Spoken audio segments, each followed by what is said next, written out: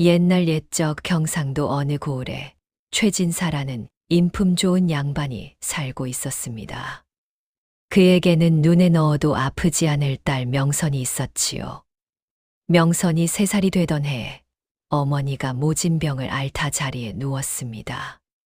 가느다란 숨을 몰아쉬면서도 어머니는 명선의 작은 손을 꼭 쥐고 말했지요. 명선아, 내 이름은 눈 위에 핀 꽃이란다. 아무리 차가운 세상이 너를 짓밟아도 반드시 다시 피어나야 한다. 말뜻을 알 리 없는 명선이었지만 어머니의 손끝에서 전해지던 온기만큼은 뼛속 깊이 새겨두었습니다. 그것이 어머니의 마지막 말이었지요. 장례를 치르던 날이었습니다. 상여가 대문을 나서자 명선은 관을 2팔로 붙잡고 놓지 않았습니다.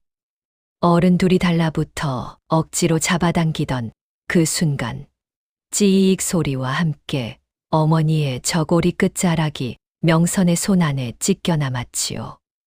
명선은 그 작고 차가운 천 조각을 가슴에 꼭 쥔 채 그 자리에 주저앉았습니다. 동네 사람들이 눈물을 훔치며 고개를 돌렸지요. 명선은 그 저고리 조각을 15년이 넘도록 품 안에 간직하게 됩니다. 2해가 지나 아버지는 조 씨라는 여인을 새어머니로 들였습니다. 조 씨는 딸 단화를 앞세우고 최진사댁 문지방을 넘어서며 명선을 향해 2 눈이 휘어지도록 웃었지요. 명선아, 이제 내가 내 어미란다. 아프면 말하거라. 배고프면 말하거라. 그러나 아버지가 문 밖을 나서는 순간 쓸어주던 그 손이 뚝 멈추었습니다. 돌아보는 조 씨의 눈빛은 방금 전 그 여인의 것이 아니었지요. 내 애비한테 일러 바치기라도 해봐라. 그날로 내가 어디서 자게 될지 알겠느냐? 명선이 8살이 되던 가을, 아버지가 갑작스레 자리에 누웠습니다. 아버지는 마지막 숨을 몰아쉬며 명선의 손을 꼭 쥐었지요. 이 아비가 미안하다. 내 어미도 먼저 보내고 너마저 지켜주지 못하는구나. 새어머니를 믿지 말고 내 어미가 남긴 서책을 반드시 지켜야 한다. 아버지의 손에서 힘이 스르르 빠져나갔습니다. 그날 밤 조 씨는 명선을 내려다보며 당연하다는 듯 말했지요. 이제부터 이 집 허들의 실은 내 몫이야. 종이 주인 방에서 자는 법은 없으니 저 헛간에서 자면 되겠구나. 화를 내지도 악을 쓰지도 않았습니다. 마치 오늘 저녁 반찬을 정하듯 담담한 목소리였지요. 그 담담함이 어떤 고함보다 서늘했습니다. 낡은 헛간 문이 삐걱거리며 열렸습니다. 차갑고 비릿한 어둠이 명선의 얼굴을 덮쳤지요. 그날부터 명선의 기나긴 헛간 생활이 시작되었습니다. 헛간에서의 첫 겨울밤, 삭풍이 벽 틈새로 파고들었지요. 이가 딱딱 부딪히다 못한 명선은 결국 늙은 암소 옆으로 기어들었고 짐승의 배에 등을 바짝 붙이자 비릿한 냄새 속에서도 뜨끈한 온기가 번졌어요. 바로 그때 담장 너머에서 단화의 목소리가 흘러왔지요. 어머니, 명선이가 소하고 같이 자는 꼴이라니 딱 어울려요. 목소리 낮춰라. 동네 사람 귀에 들어가면 귀찮아지느니라. 군밤 껍질 튀기는 소리가 섞여 들렸지요. 명선은 소의 배에 이마를 묻었어요. 눈물이 지푸라기 위로 뚝뚝 떨어졌지만 닿지 않았습니다. 짐승의 체온이 그날따라 어머니의 품처럼 느껴졌으니까요. 낮에는 물을 깃고 빨래를 하고 마당을 쓸고 아궁이에 불을 지폈지요. 손이 트고 갈라져 피가 배어나와도 멈출 수 없었어요. 그러나 밤만큼은 달랐습니다. 아궁이 불씨가 가물가물한 틈을 타 명선은 서책을 무릎 위에 펼쳤지요. 흔들리는 불빛 아래 눈을 가늘게 뜨고 글자를 읽었어요. 손끝이 얼어붙어 책장이 잘 넘어가지 않는 날에도 어려운 의서의 글자들이 눈에 들어오지 않는 날에도 명선은 이를 악물었지요. 이것만큼은 빼앗기지 않겠다고. 그것을 단화가 보고 말았습니다. 비단 치마를 곱게 차려입은 단화가 헛간으로 성큼 들어서더니 말 한마디 없이 명선의 손에서 서책을 낚아챘지요. 서책이 마당 진흙탕으로 날아갔어요. 단화는 비단신 발로 표지를 짓밟고 두 손으로 책장을 움켜쥐고 갈기갈기 찢어발겼지요. 종려는 종년답게 살아야지. 단화는 비단 치마를 탁탁 털고 돌아섰어요.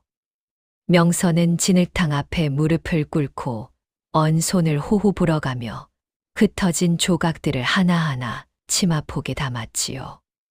마지막 조각까지 손에 쥐는 순간 떨리던 손끝이 멈추었어요. 찢겨도 모으면 된다고, 짓밟혀도 주워 담으면 된다고 명선은 천천히 고개를 들었습니다. 명선의 나이 10살이 되던 여름, 조씨가 단화의 손에 엽전 꾸러미를 쥐어주며 장터에 다녀오라 했지요. 단화는 명선에게 짐을 산더미처럼 들려 앞세웠어요. 장터는 생선 비린내와 참기름 냄새, 떡 굽는 냄새가 한데 뒤섞인 곳이었지요. 비단 치마를 나풀거리며 장터를 누비는 단화 뒤를 명선은 무거운 보따리를 아는 채 묵묵히 따랐어요. 그때였습니다. 거기 서거라. 골목 어귀에서 험상궂은 산의 셋이 앞을 가로막으며 손을 내밀었지요.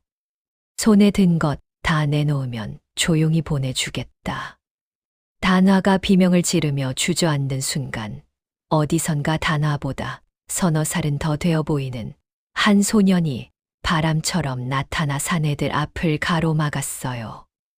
대장부가 어찌 어린 처자들을 괴롭히는 것이냐. 귀한 댁 도련님 같은데 끼어들지 말고 가던 길 가시오. 내 그리는 못하겠다. 사내들이 한꺼번에 달려들었지요.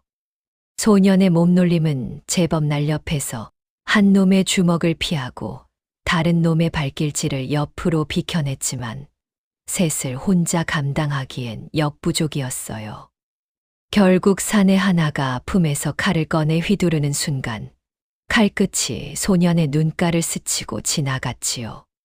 소년이 신음하며 바닥에 고꾸라지자 사내들은 명선의 보따리를 낚아채고 달아났고 단화는 뒤도 돌아보지 않고 골목 밖으로 사라졌어요. 명선만이 그 자리에 남았습니다. 소년은 눈가를 손으로 감싸 쥔 채 바닥에 쓰러져 있었고 손가락 사이로 피가 흘러내리고 있었지요. 명선은 잠깐 멈칫하다 이내 주위를 빠르게 둘러봤어요. 장터 한쪽 담벼락 아래 자라난 풀 무더기가 눈에 들어왔지요. 아버지의 의서에서 본 기억이 번뜩였어요.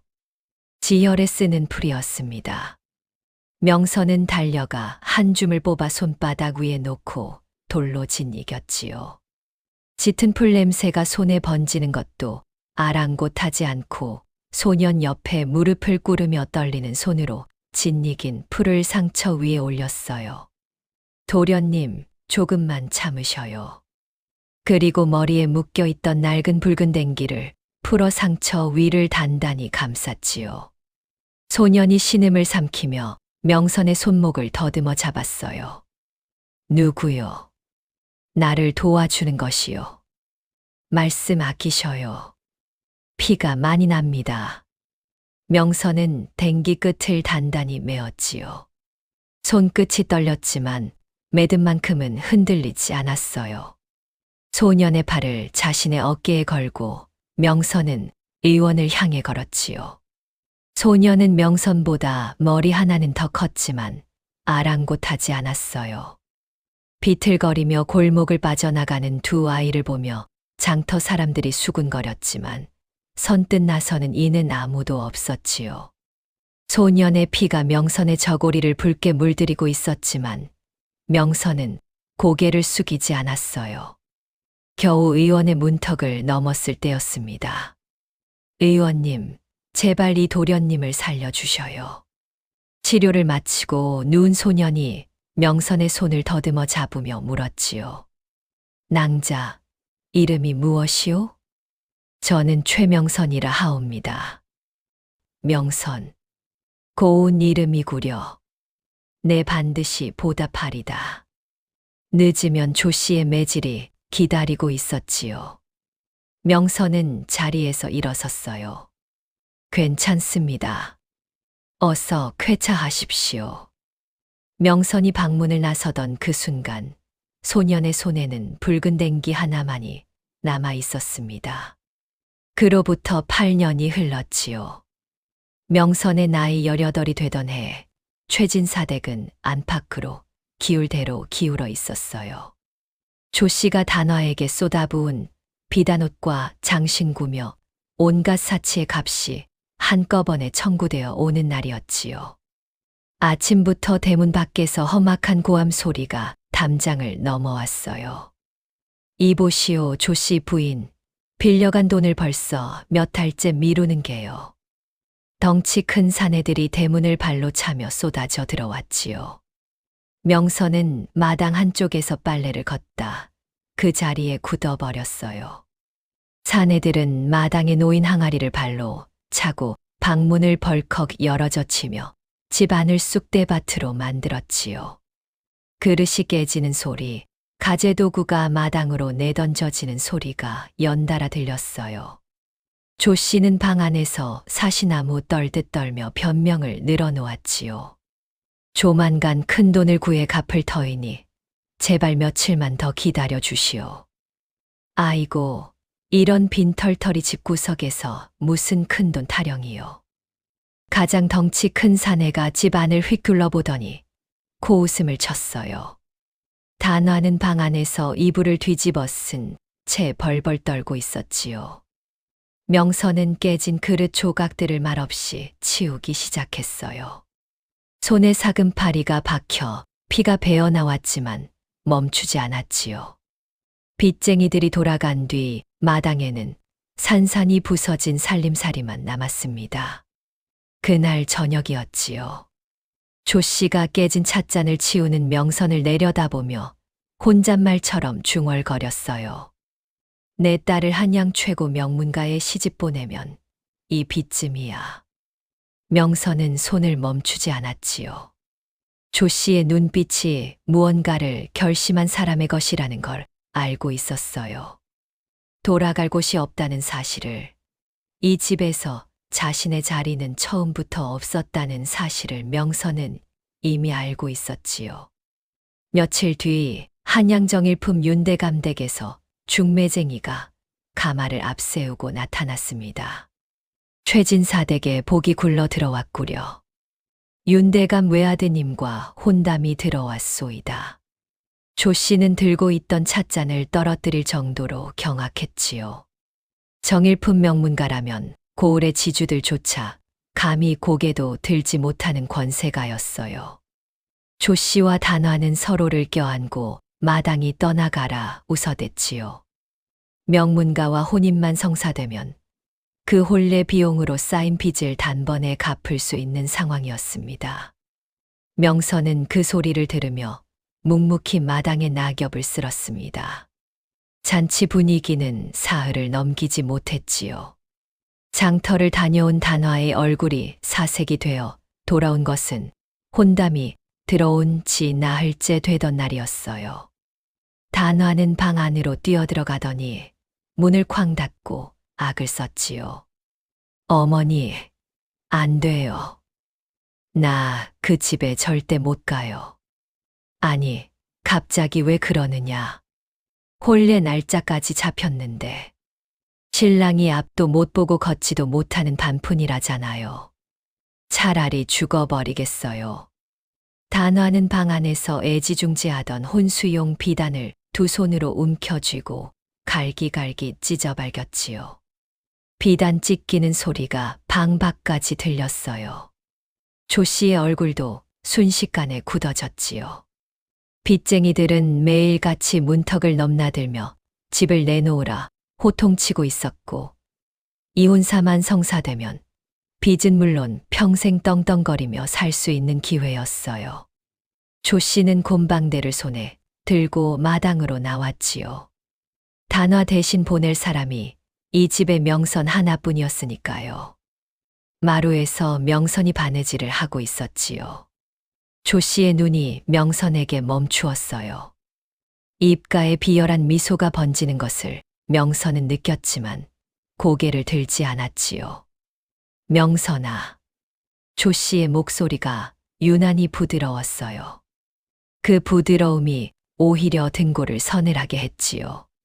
단화 대신 내가 그 집에 시집을 가거라. 명선의 손이 멈추었습니다. 제가 왜 시집을 가야 하는지요? 내 친딸도 아닌 것이 이 집에서 밥을 먹고 살았으면 밥값은 해야 하지 않겠느냐. 조 씨는 방으로 들어가더니 낡은 비단 주머니 하나를 들고 나왔지요. 명선이 15년 넘도록 품 안에 간직해온 어머니의 저고리 조각이 들어있는 그 주머니였어요. 순순히 따르지 않으면 이것이 어찌 될지 알겠느냐. 명선은 천천히 고개를 들었지요. 조 씨의 손 안에서 주머니가 흔들리고 있었어요. 명선의 손끝이 차가워졌지만 눈은 흔들리지 않았지요. 그날 밤 명선은 헛간 구석에서 무릎을 끌어안고 앉아 있었어요. 앞을 보지 못하고 걷지도 못한다는 신랑. 이 집에서의 10년. 개보다 못한 밥, 짐승과 나눠 자던 잠자리, 회나무 가지에 터지던 종아리. 그 모든 것들이 머릿속을 지나갔지요. 명선은 천천히 일어나 안방문 앞에 섰습니다. 어머니, 제가 가겠습니다. 조 씨의 입가에 미소가 번졌지요. 그 순간 단화가 방에서 뛰쳐나와 명선의 뺨을 세차게 내리쳤어요. 건방지게 어디서 어머니래. 어차피 넌 그 집에 가게 되어 있어. 명선은 터진 입술에서 배어나오는 피를 삼키며 고개를 숙였지요. 혼례 날 아침 명선은 단화가 맞춰 놓은 화려한 혼례복을 입고 가마에 올랐습니다. 가마가 흔들릴 때마다 품 안에 저고리 조각을 꼭 쥐었지요. 가마 밖에서 구경꾼들의 목소리가 들려왔어요. 정일품 대감 며느리가 된다니 복 좋은 처자구만. 그렇지만 신랑이 그 모양이니 이게 좋은 일인지 나쁜 일인지. 명선은 눈을 감았습니다. 어디로 가든 이곳보다는 나으리라고 그 한 가지만을 붙잡았지요. 덜컹이는 가마 소리만이 긴 침묵 속에 울렸습니다. 혼례 날 아침이었습니다. 조 씨는 명선에게 너울을 씌우며 혼례 비용으로 받은 엽전 꾸러미를 세고 있었지요. 하나, 둘, 셋, 넷. 손가락이 바쁘게 움직이는 동안 명선을 바라보지도 않았어요. 혼례식 때는 소매로 얼굴을 가리고 단화 이름을 쓰거라. 만약 들키는 날엔 내 목숨도 부지 못할 줄 알아라. 단화는 방문 틈으로 명선을 내다보며 피식 웃었지요. 언니 옷이 잘 어울리네. 딱 거지가 비단옷 걸친 꼴이야. 가마꾼들이 가마를 들어 올렸습니다. 조 씨는 끝내 한 발짝도 나오지 않았어요. 대문 안쪽에서 엽전 새는 소리만 들려왔지요. 가마 안은 좁고 어두웠습니다. 덜컹거릴 때마다 화려한 혼례복이 명선의 어깨를 짓눌렀어요. 품도 맞지 않고 길이도 맞지 않아 자락이 발에 걸렸지요. 훔쳐 입은 옷처럼 이 자리 자체가 처음부터 명선의 것이 아니었습니다. 전날 밤 일이 떠올랐지요. 명선은 홀로 부모님 묘소를 찾아갔어요. 달빛 아래 차가운 봉분에 이마를 대고 한참을 그대로 있었지요.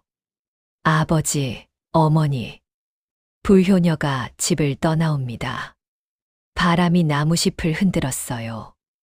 명선은 어머니의 저고리 조각을 꺼내 봉분 위에 잠깐 올려두었다가 다시 품에 넣었지요. 어디를 가든 이것만큼은 가져가야 했어요. 가마 밖에서 구경꾼들의 목소리가 너울을 뚫고 들어왔지요. 정일품 대감 며느리가 된다니 복도 좋구만.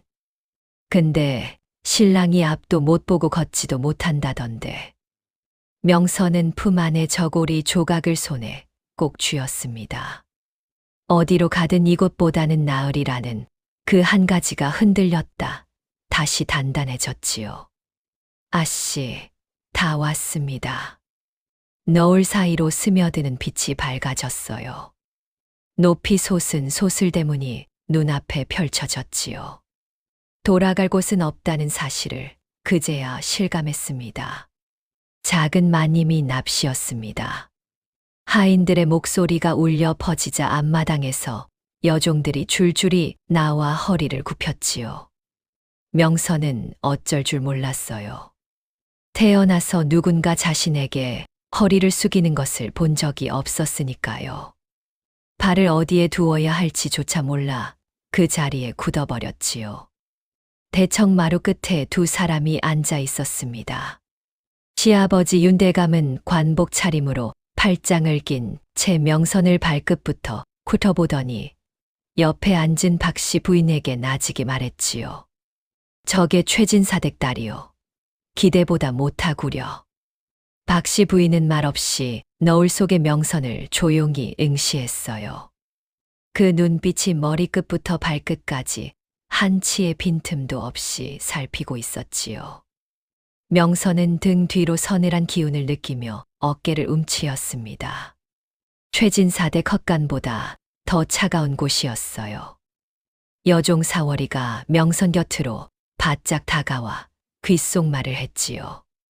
마님, 시어머니 눈이 무서우셔도 시선을 피하시면 안 됩니다요. 홀례청 마당에는 대추와 밤이 놓인 큰 상이 차려졌고 양쪽으로 촛불이 타오르고 있었어요. 맞은편에서 하인의 부축을 받으며 의자에 앉은 성준의 모습이 보였지요. 하얀 비단으로 눈을 가린 채 힘없이 기댄 모습에 하객들 사이에서 한숨이 새어나왔어요. 정일품 가문의 대가 끊기겠구만. 혼례가 시작되었지요. 성준이 잔을 받으려다 빈 허공을 더듬었어요. 손이 잔을 두 번이나 헛집더니 결국 술잔이 바닥으로 굴러떨어졌지요. 하인이 달려와 잔을 집어드는 순간 성준이 팔을 휘저었고 그 팔이 큰 상 모서리를 세게 쳤어요. 대추와 밤이 마당 위로 와르르 쏟아졌습니다. 아이고, 아이고, 내 어디가 잔이오. 아무것도 보이지 않으니 이를 어찌하오. 성준은 두 손으로 허공을 더듬으며 하인의 소매를 낚아챘지요. 하인이 비틀거리며 쟁반을 놓쳤고 쟁반이 마당에 떨어지며 요란한 소리를 냈어요. 하객들이 웅성거렸지요. 저러니 장가를 못 갔지. 쯔쯔, 안 됐구만. 명선은 홀례복 소매 안에서 손을 꼭 쥐었어요. 저 모습이 딱하다는 생각이 드는 것을 어쩔 수 없었지요. 마당에서 난리법석이 벌어지는 동안 성준은 의자에 앉아 아무것도 모르는 사람처럼 멍하니 있었습니다. 혼례는 그렇게 엉망으로 끝이 났어요. 신방문이 닫히고 촛불만이 일렁였지요. 코끝을 찌르는 향 냄새 너머로 약탕 냄새가 은은하게 풍겼어요. 명선은 숨소리조차 크게 내지 못한 채 방석만 바라봤습니다. 이 고요함이 헛간의 찬바람보다 더 낯설었지요. 한참 만에 성준의 목소리가 정적을 깼어요. 부인, 고개를 들어 나를 좀 보시겠소. 명선은 천천히 고개를 들었지요. 하얀 비단을 두른 채 의자에 기댄 성준의 얼굴이 보였어요. 수척했지만 꼭 다문 입술에는 고집이 서려 있었지요. 내 꼴이 이렇소. 앞을 보지 못하고 다리도 쓰지 못하는 서방이요. 지금이라도 이 문을 나가고 싶으면 내 막지 않겠소. 명선은 대답하지 않았습니다. 성준의 목소리에 담긴 것이 비하가 아니라 시험이라는 것을 그리고 그 시험 뒤에 오랫동안 혼자였던 사람의 쓸쓸함이 있다는 것을 느꼈지요. 오늘은 적어도 외양간에서 자지 않아도 된다는 사실 하나만이 그 긴 침묵 속에서 명선을 버티게 했습니다. 촛불이 조용히 타고 있었지요.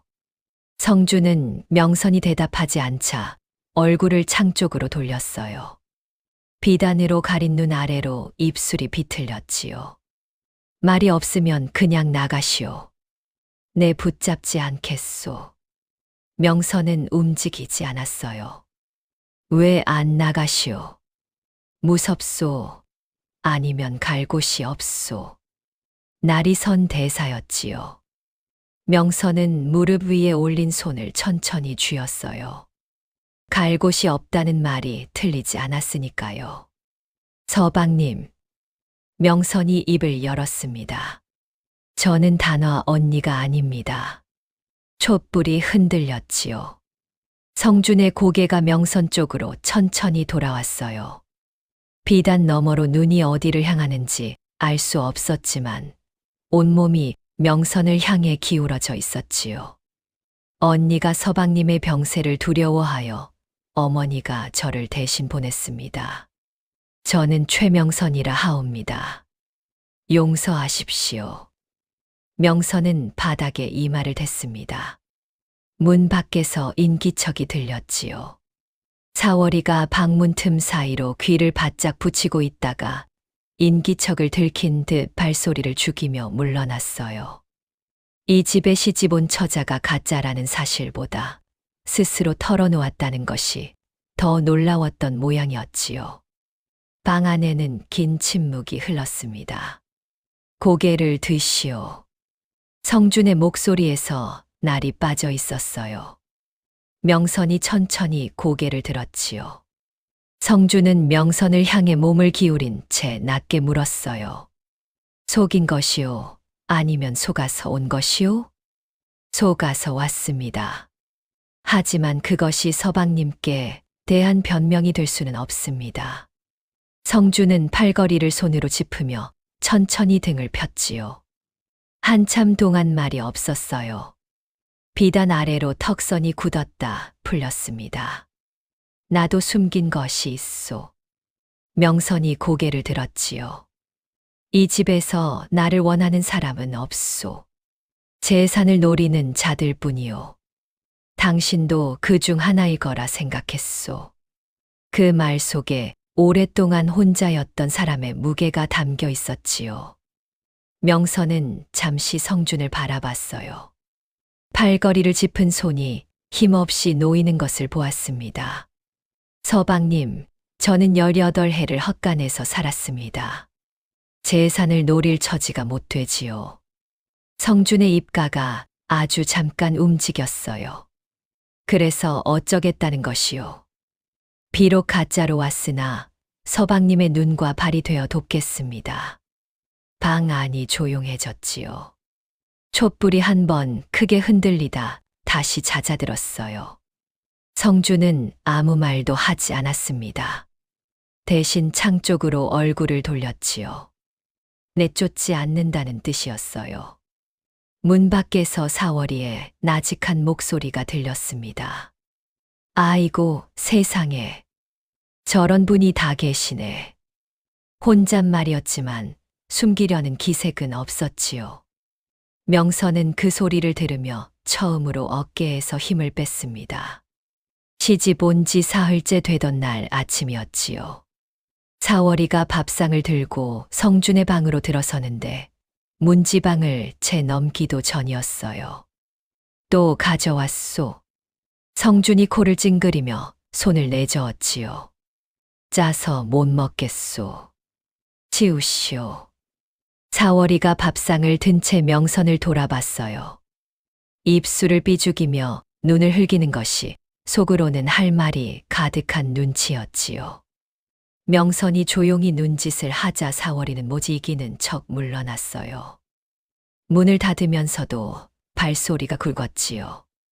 명선이 직접 밥상 앞에 무릎을 꿇었습니다. 서방님, 한 술만이라도 드셔보시지요. 짜다고 했소. 성주는 손으로 밥상을 밀었어요. 국그릇이 기울며 국물이 쏟아졌지요. 밥상이 옆으로 넘어가면서 그릇들이 바닥에 나뒹굴었어요. 문 밖에서 사월이의 목소리가 들렸지요. 애구머니, 또 저러신다. 사흘째야, 사흘째. 발을 구르는 소리까지 났습니다. 명선은 아무 말 없이 깨진 그릇을 치우기 시작했지요. 그때였어요. 명선의 손이 멈추었습니다. 뒤집어진 탕그릇 옆에 놓이는 수저 끝이 까맣게 변해 있었지요. 명선은 숨을 한 번 고르고 주위를 살폈어요. 성주는 창 쪽으로 얼굴을 돌린 채 앉아 있었지요. 명선은 수저를 소매 안에 조용히 감췄어요. 가슴이 빠르게 뛰었지만 손은 멈추지 않고 계속 그릇을 치웠습니다. 사월이가 방 안으로 들어서다 명선의 얼굴을 보더니 걸음을 멈추었지요. 마님, 얼굴빛이 왜 그러십니까요? 괜찮소.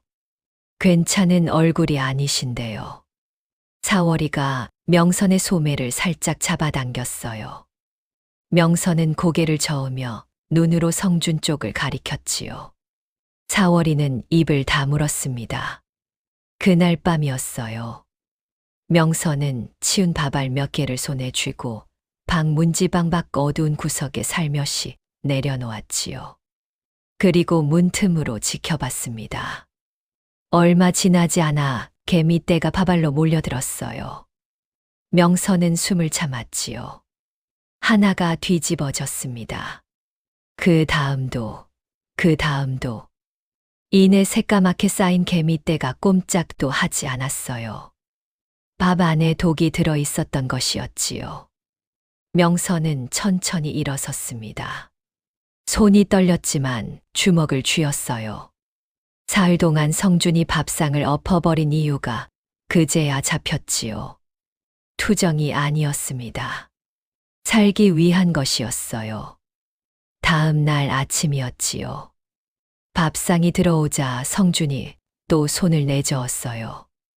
오늘도 짜겠구먼. 치우시오. 사월이가 입술을 꽉 깨물며 명선을 봤지요.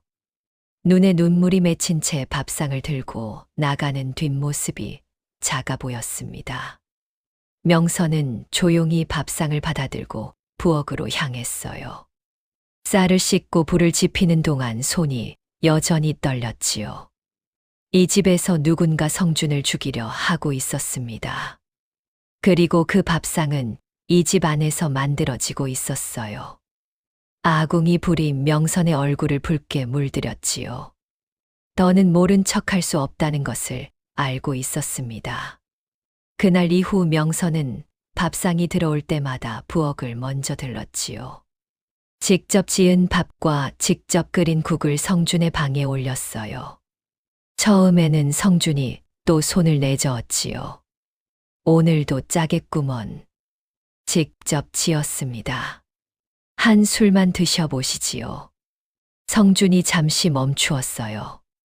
그리고 수저를 들었지요. 아무 말도 하지 않았지만 그릇을 엎지 않았습니다. 명선은 표정을 숨기며 물러났어요. 며칠이 지났지요. 성준은 여전히 밥을 많이 먹지 않았어요. 명선이 올리는 밥상은 없지 않았지만 몇 술 뜨다 수저를 놓기 일쑤였지요. 명선은 낮 동안 그것을 생각하다 밤이 깊어지면 부엌으로 향했어요. 아궁이에 남은 불씨로 고구마를 굽는 동안 복도 쪽에서 발소리가 들렸지요. 박씨 부인이었어요. 부인은 부엌 앞에서 잠깐 걸음을 멈추었다가 아무 말 없이 지나쳤습니다. 명선은 고개를 숙이고 부채질을 계속했지요. 고구마가 다 익으면 치마폭에 감싸 품에 안고 성준의 방으로 들어갔어요. 성준은 누워 있었지요. 눈을 감은 채 숨소리가 고른 것 같았지만 명선이 머리맡에 고구마를 내려놓는 순간 숨소리가 아주 잠깐 달라졌어요. 명선은 눈치채지 못한 채 조용히 방을 나왔지요. 문이 닫히자마자 성준의 손이 천천히 머리맡으로 뻗었습니다. 다음 날 아침이었지요. 머리맡에 고구마가 사라져 있었어요. 명선은 아무것도 묻지 않았습니다. 그 다음 날 밤에도 고구마를 구워 품에 안고 들어갔지요. 그 다음 날도, 그 다음 날도 닷새째 되던 밤이었어요. 명선이 고구마를 머리맡에 내려놓으려는데 성준의 목소리가 들렸지요. 자지 않고 있었소. 명선의 손이 멈추었습니다. 매일 밤이요? 네. 성준은 한동안 말이 없었어요. 천장을 향한 채 두 손을 가슴 위에 모으고 있었지요. 명선은 고구마를 내려놓고 일어서려 했어요. 왜 그러는 것이요? 성준의 목소리가 명선의 발걸음을 붙잡았지요. 드셔야 하니까요. 성준은 대답하지 않았어요. 명선이 방문 쪽으로 돌아서는데 성준의 손이 천천히 뻗어 고구마를 집어들었지요. 명선은 그것을 보고도 못 본 척 문을 닫았습니다.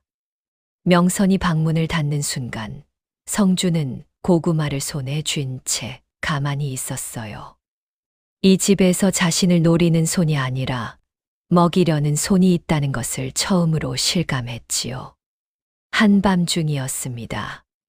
명선이 무거운 숯불 화로를 두 손으로 들고 성준의 방으로 향했지요. 방 안이 너무 차가웠어요. 복도를 지나 문지방을 넘으려는 순간이었습니다. 발이 걸렸지요. 화로가 기울었어요. 시뻘건 숯불이 명선 쪽으로 쏟아지려는 찰나 무언가가 명선의 허리를 낚아챘습니다. 동시에 방석 하나가 허공을 가르며 불똥을 쳐냈지요. 숯불이 바닥에 튀었다가 방석에 눌려 꺼졌어요. 명선은 숨을 참은 채 굳어버렸습니다. 자신의 허리를 잡은 팔이 느껴졌지요. 성준의 팔이었어요. 의자에 앉아 있어야 할 성준이 두 발로 서서 명선을 붙잡고 있었습니다. 흔들림 하나 없는 자세였지요. 명선이 천천히 고개를 들었어요. 성준은 이미 몸을 뒤로 물리며 의자로 돌아가고 있었지요. 너무 빠르고 자연스러운 움직임이었어요. 명선은 그 자리에 서서 방 안을 둘러봤습니다. 달빛에 비친 책상 위로 서책들이 어지럽게 펼쳐져 있었지요. 명선은 그 책상을 바라봤어요. 매일 아침 책 위치가 바뀌어 있던 것이 떠올랐지요.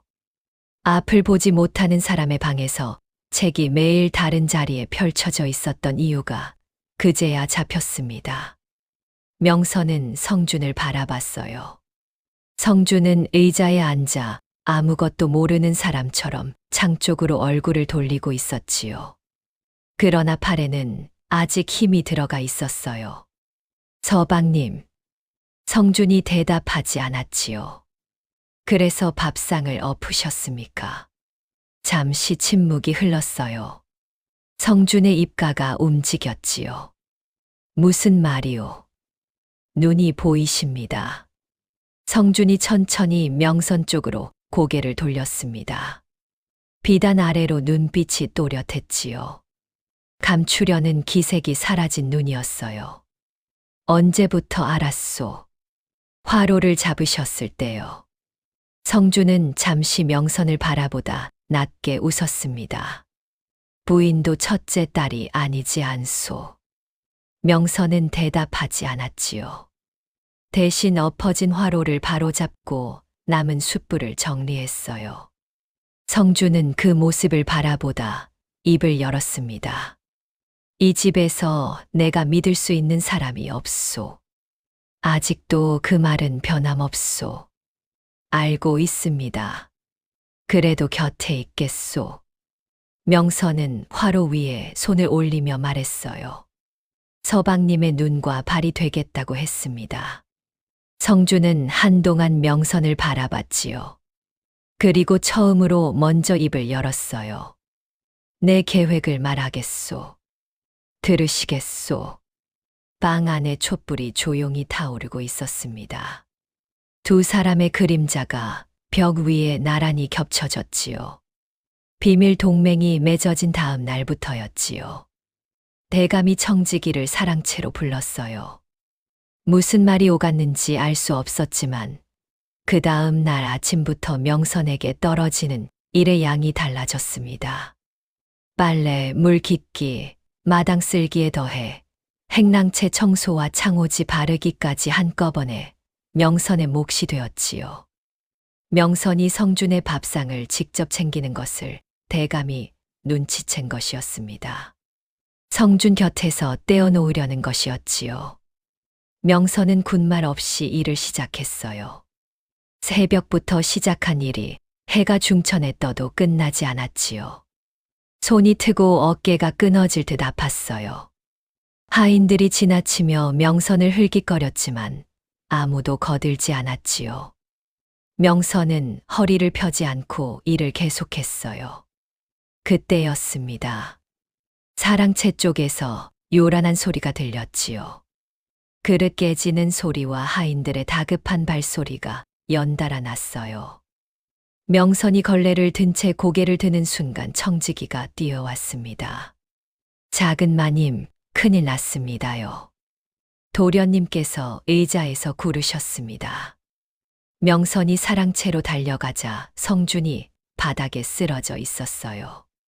하인 셋이 부축하려 해도 성준은 손을 뿌리치며 버텼지요. 부인을 데려오시오. 부인이 없으면 나는 죽을 것 같소. 청지기가 난처한 얼굴로 허리를 굽혔어요. 도련님, 작은 마님은 지금 행랑채 일이 있어서. 내가 죽어도 행랑채 일이 먼저요? 성준이 팔을 휘저으며 옆에 놓인 찻잔을 밀었지요. 찻잔이 바닥으로 굴러떨어졌어요. 하인들이 허둥댔습니다. 결국 청지기가 두 손을 모으며 명선에게 고개를 숙였지요. 작은 마님, 이쪽으로 와 주시겠습니까요? 명선은 손에 든 걸레를 내려놓고 성준 곁에 앉았어요. 성준은 명선이 앉는 것을 확인하고 나서야 팔을 거두었지요. 하인들이 물러나자 성준이 나직이 말했어요. 오늘 일은 여기까지요. 명선은 고개를 숙이며 웃음을 참았습니다. 그날 오후였지요. 행랑채에서 일하던 늙은 하인 하나가 무거운 장독을 옮기려다 휘청거렸어요. 명선이 달려가 함께 장독을 받쳐 들었지요. 하인이 당황해하며 고개를 저었어요. 작은 마님, 이런 일은 저희가 합니다요. 무거운 걸 혼자 드시면 허리 상하지요. 명선은 장독을 제자리에 놓고 돌아섰어요. 복도 끝에서 박씨 부인이 그 모습을 바라보고 있었지요. 명선과 눈이 마주치자 박씨 부인은 천천히 고개를 돌렸어요. 그러나 그냥 지나치지는 않았습니다. 잠깐 멈추었다 걸어갔지요. 처음으로 등을 돌리지 않은 날이었습니다. 그날 아침은 유난히 맑았지요. 명선이 마당에서 빨래를 걷고 있을 때였어요. 대문 밖에서 귀에 익은 목소리가 들렸습니다. 어서 열어라. 내 딸이 있는 집이다.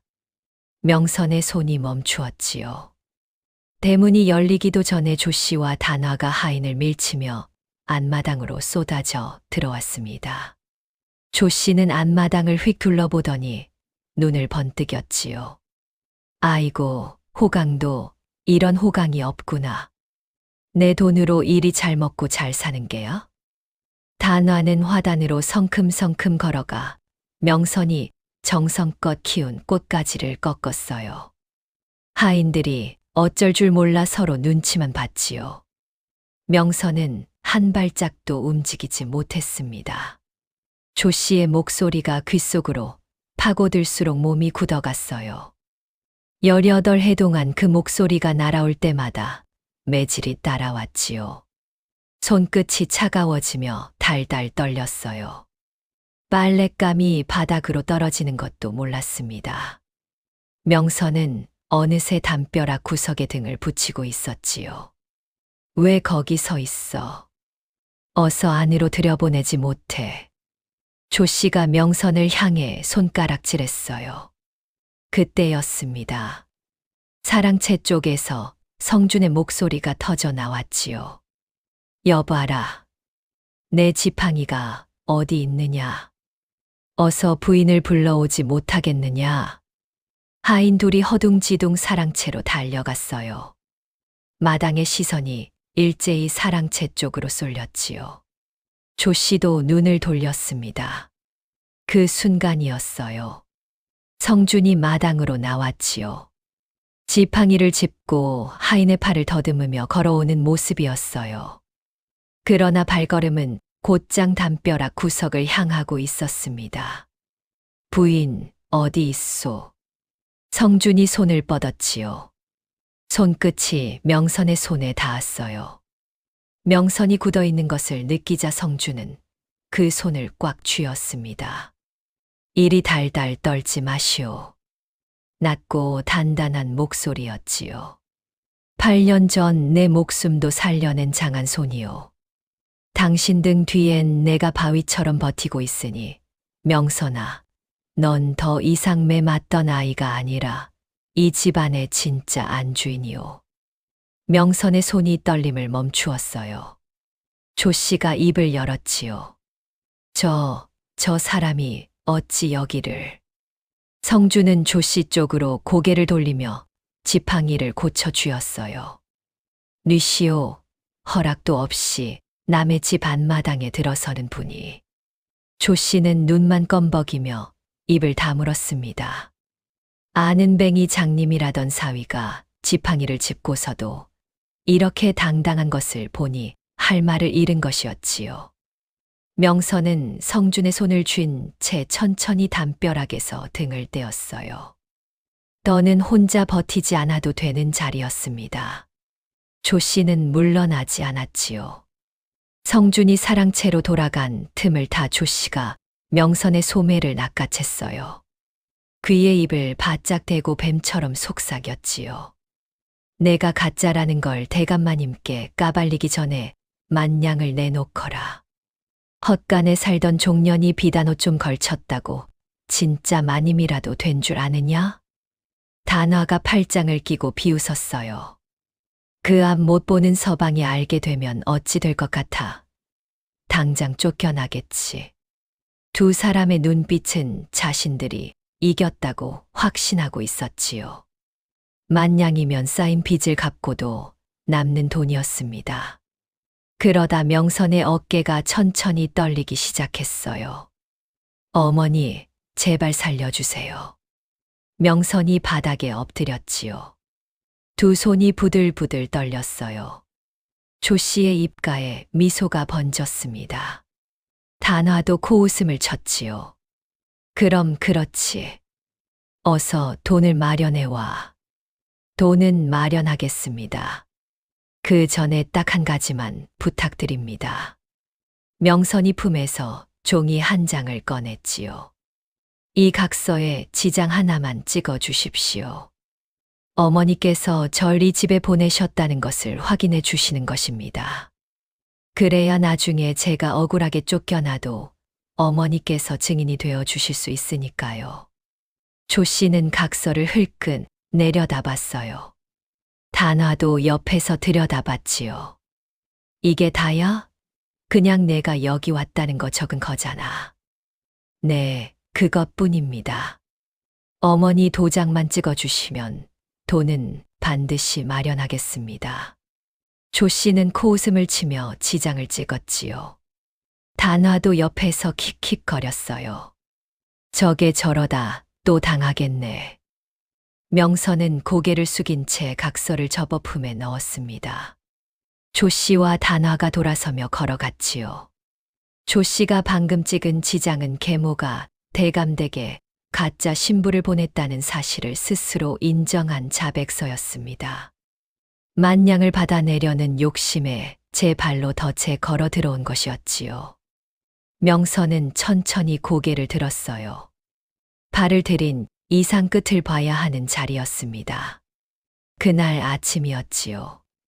조 씨가 단화를 앞세우고 대문을 밀치며 들어왔어요. 이번에는 달랐습니다. 손에 만냥 대신 도끼를 들고 온 것이었지요. 명선이 돈을 마련하지 않자 아예 뒤집어 엎기로 작정한 것이었어요. 대감마님, 대감마님 계십니까? 조 씨가 마당 한가운데서 고함을 질렀지요. 하인들이 놀라 달려 나왔어요. 윤 대감이 사랑채 문을 열고 나왔습니다. 조 씨는 그 자리에서 무릎을 꿇으며 목청을 높였어요. 저녀는 종년 사기꾼이옵니다. 대감댁을 속이고 들어온 가짜 신부이오니 당장 쫓아내 주십시오. 마당에 있던 하인들이 일제히 굳었지요. 단화는 팔짱을 끼고 명선을 향해 비열하게 웃었어요. 이제 끝났어. 어디 한번 버텨봐. 명선은 마당 한가운데 서 있었습니다. 모든 시선이 자신에게로 쏠렸지요. 그때 사랑채 문이 다시 열렸어요.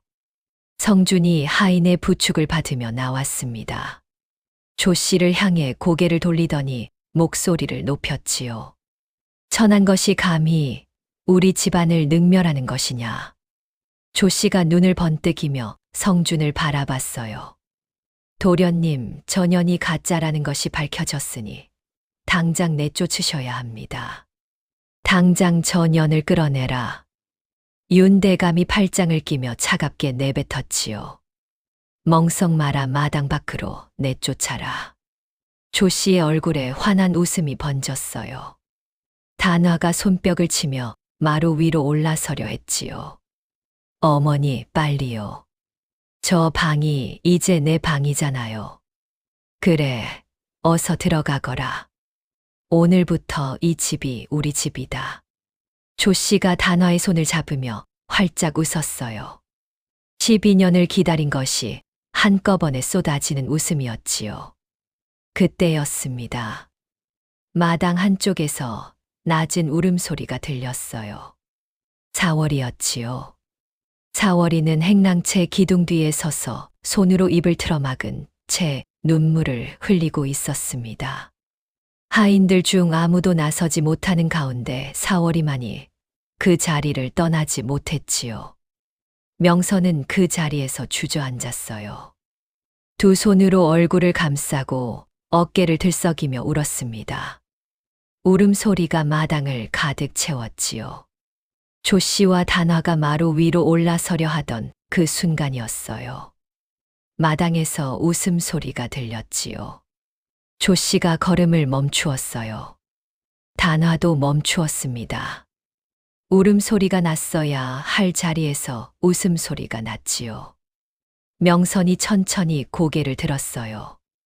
눈물 자국 하나 없는 얼굴이었습니다. 명선은 자리에서 일어서며 품에서 종이 한 장을 꺼냈지요. 반듯하게 접힌 각서였어요. 명선의 손이 흔들리지 않았습니다. 이 각서로 대감댁을 기망한 죄가 증명되었습니다. 조 씨의 얼굴이 굳었지요. 그게 무슨...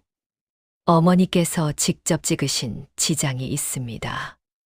계모가 대감댁에 가짜 신부를 보냈다는 사실을 스스로 인정하신 것이지요.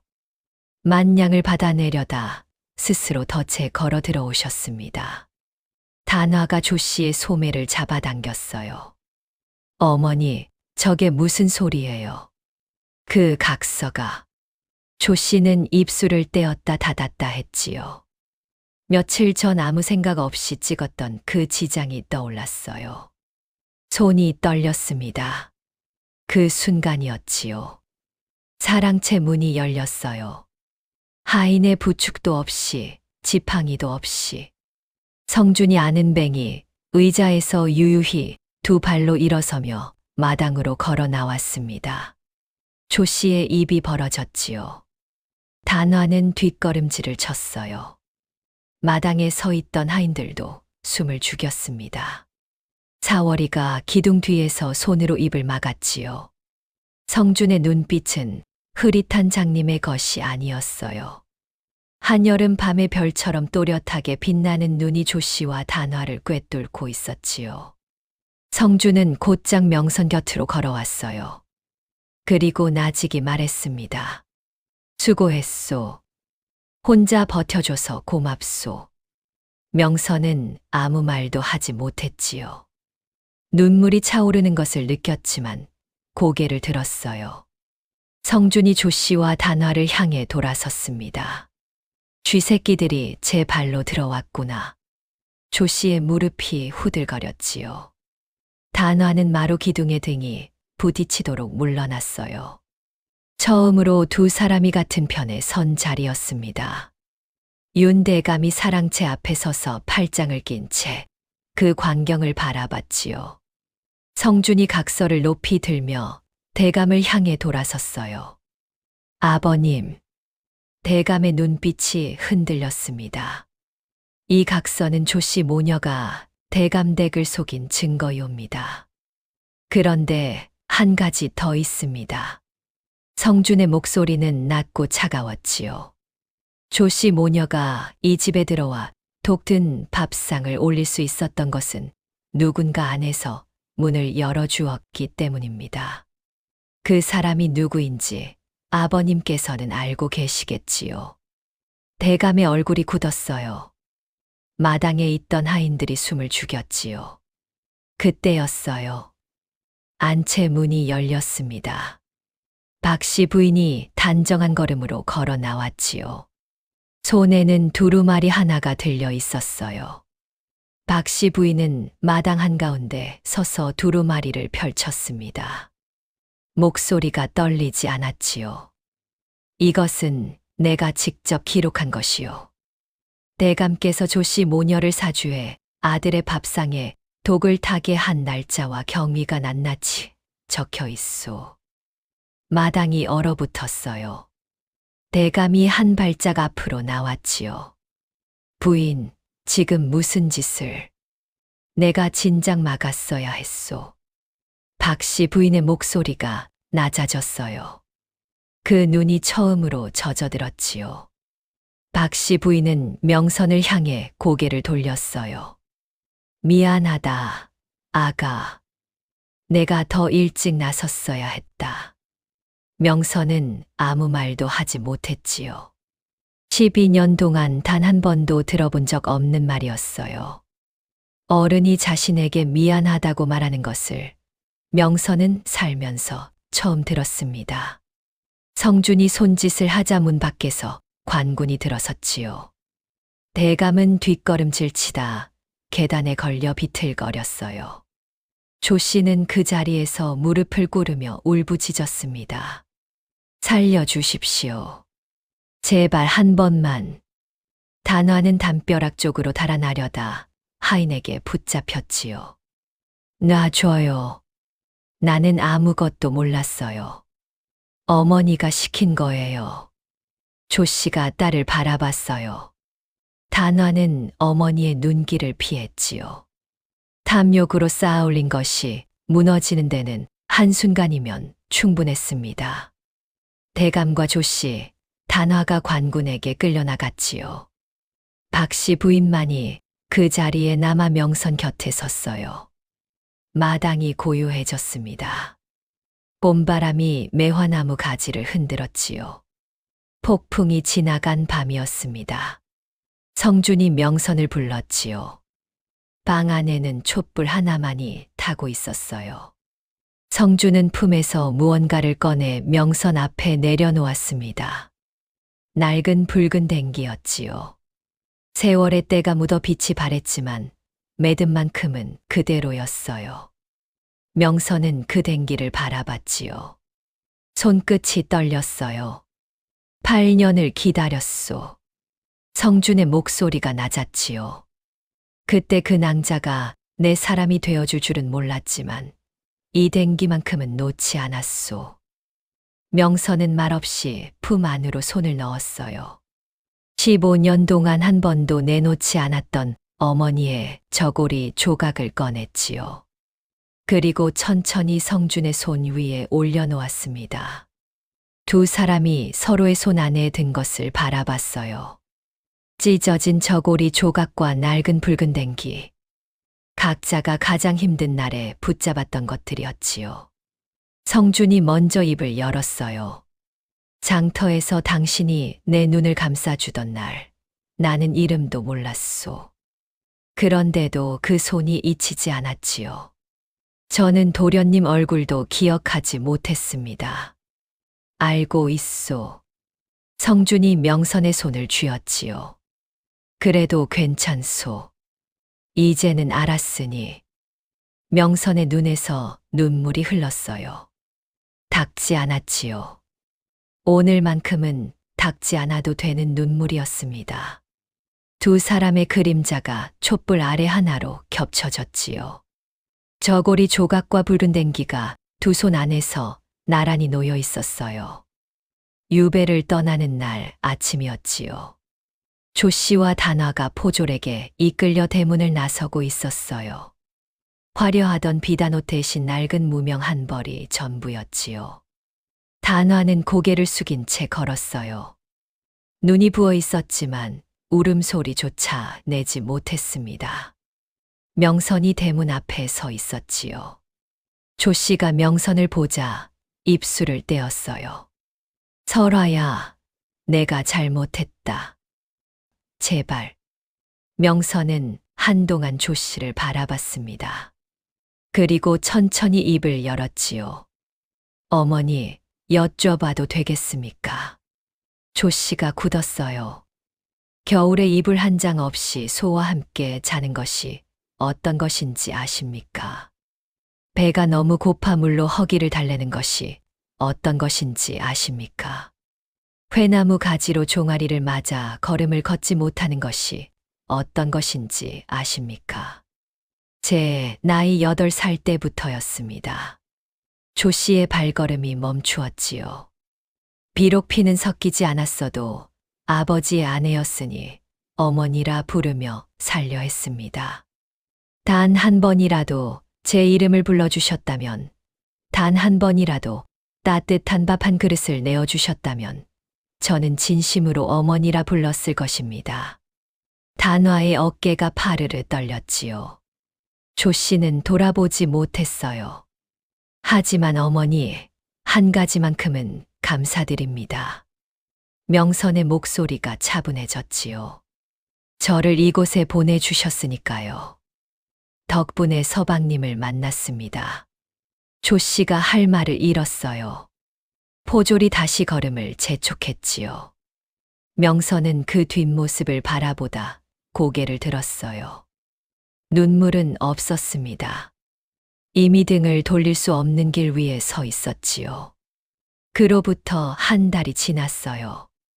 한양 도성 안이 떠들썩해졌지요. 이번 과거에서 장원 급제자가 나왔는데 다름 아닌 정일품 윤 대감댁 도련님이라는 것이었어요. 아는 뱅이 장님이라던 그 도련님이 두 발로 걸어 과거장에 들어갔다는 소문이 바다했지요. 성준이 금이 환영하던 날이었어요. 성준은 명선 앞에 서서 손에 든 것을 내밀었지요. 정경부인 화관이었어요. 명선은 움직이지 않았습니다. 성준이 직접 화관을 명선의 머리 위에 올려주었지요. 이제 아무도 당신을 함부로 부르지 못하오. 사월이가 마당에서 소리 없이 눈물을 훔쳤어요. 박씨 부인이 그 모습을 바라보며 처음으로 환하게 웃었지요. 3년이 흘렀습니다. 봄이었지요. 안채마루에 햇살이 가득 들어왔어요. 박씨 부인이 명선을 불렀습니다. 아가, 이리 앉거라. 박씨 부인은 머리에서 은비녀를 뽑아 명선의 손 위에 올려놓았지요. 내 어미에게 받은 것이다. 이 집안 안주인이 대를 이어 간직해온 것이니 이제 내가 받아야 한다. 명선은 두 손으로 은비녀를 받았어요. 말이 나오지 않았지요. 박씨 부인이 명선의 손을 감싸주며 말했어요. 내가 와서 이 집이 따뜻해졌다. 마당에서 아이 웃음소리가 들렸지요. 하준이었어요. 명선과 성준의 아들 하준이 마루 위로 뛰어 올라오며 책을 펼쳐 들었습니다. 어머니, 이 글자가 무슨 뜻이에요? 명선이 하준을 무릎 위에 앉히며 책을 들여다봤지요. 낡고 너덜너덜한 의서였어요. 군데군데 실로 꿰맨 자국이 있었지요. 단화가 진흙탕에 내던지고 갈기갈기 찢어 밝혔던 그 서책이었습니다. 명선이 밤마다 몰래 조각을 모아 꿰맨 것이었지요. 하준은 그 찢기고 꿰매진 서책으로 글을 배웠어요. 그해 가을, 하준은 어린 나이에 과거 첫 관문을 통과했지요. 소식을 들은 마을 사람들이 수군거렸어요. 저 집 아이는 어쩌면 저리 총명하냐고. 명선은 아무 말도 하지 않았습니다. 찢겨도 모으면 된다는 것을, 짓밟혀도 주워 담으면 된다는 것을 하준은 글자를 배우기 전에 이미 그 서책에서 배운 것이었지요. 성준이 마루로 나와 하준의 머리를 쓸어 주었어요. 아비를 닮지 말고 어미를 닮거라. 하준이 고개를 갸웃했지요. 왜요, 아버지?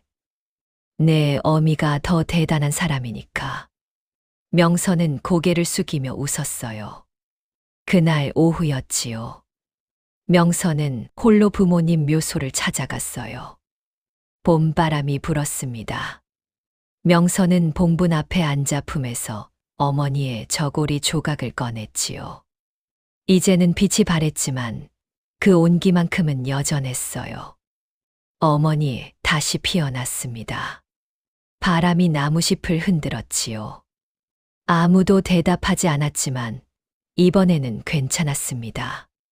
유배지에서 단화는 그날도 피눈물을 흘렸지요. 잃고 나서야 알게 되는 것들이 있었어요. 그것이 단화가 평생 안고 가야 할 짐이었습니다. 옛말에 설화라는 말이 있지요. 눈 위에 핀 꽃이라는 뜻입니다. 아무리 차가운 세상이 짓밟아도 반드시 다시 피어난다는 뜻이기도 하지요. 명선의 삶이 꼭 그러했습니다. 짓밟힐수록 더 깊이 뿌리를 내리고 찢겨질수록 더 단단히 스스로를 꿰매었지요. 그리고 마침내 눈 위에 꽃이 피었습니다.